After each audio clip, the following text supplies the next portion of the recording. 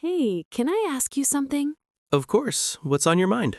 Everyone keeps talking about AI lately, but honestly, I don't really get how it thinks. That's a good question, and you're not alone. Most people wonder the same thing. So, does AI actually think like a human? Not really. AI doesn't think, it calculates.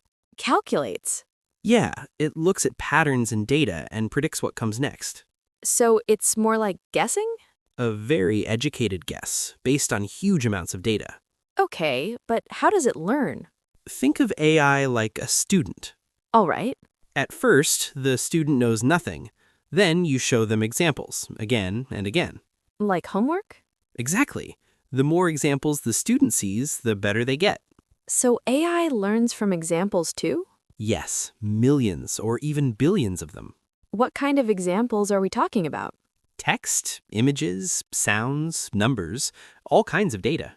So, when I talk to an AI chatbot, It's predicting the next word based on patterns it learned from text. it doesn't actually understand the words. It understands relationships, not meaning. That's kind of scary. It can sound that way, but here's the important part. Go on. AI doesn't have opinions, it doesn't have emotions, and it doesn't have intentions. So it's not trying to replace humans.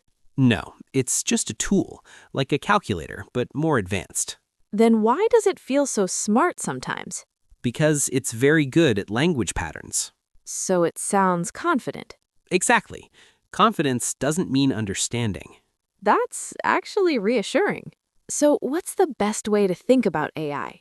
Think of it as an assistant. Not a brain.